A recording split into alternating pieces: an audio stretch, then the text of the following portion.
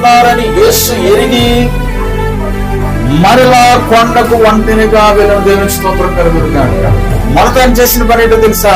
పని జరగక ముందే, కార్యము జరగక ముందే, వారి జీవితంలో అనుకున్నది వారు తీసుకోక ముందే యేసుక్రీస్తు వారు దేవునికి ఏం చేశారట? కృతజ్ఞతాస్తుతులు చెల్లించారు. అయిపోయింది, అందరూ శుభ్రంగా తిన్నారు. ఎవరికి ఇప్పుడు ఏం కావాలి? మనం తిన్నావా? తినలేదు. భోజనాలు పెట్టారండి మనం అందరం తిన్నావా? ఎంత మిగిలింది, ఎంత ఉందని మనం చూస్తామా? చూడం. శుభ్రంగా తిన్నారు. ఏం చేశారు? వెళ్ళిపోయారు. ఇతరులు కూడా బలవంతం చేస్తున్నారు. ఎవరిని చేయుటకు?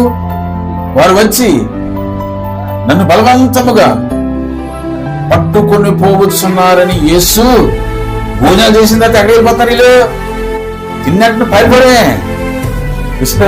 యేసు ప్రభు వారిని కూడా పట్టుకొని వెళ్ళిపోతాం చూశారు. ఆయన ఏమన్నా తెలుసా? మీరు వెళ్ళండి, నేను వస్తాను. ప్రార్థన చేయడానికి ఎందుకో తెలుసా? ఆయన చేసిన గొప్ప కార్యములకు బట్టి మరలా ఆయన సన్నిధిలో ప్రార్థన చేస్తూ ఉన్నాడు. దేవుని స్తోత్రం కలుగుతుంది. మన జీవితంలో నేర్చుకోవాల్సినటువంటి గొప్ప విషయాలు ఇవి. మరలా కన్నీరు కాసి ఎంత గొప్ప దేవుడు అయ్యా తండ్రి, నువ్వు చేసిన ఈ కార్యమును బట్టి నీకు పొందనాలయ్యా.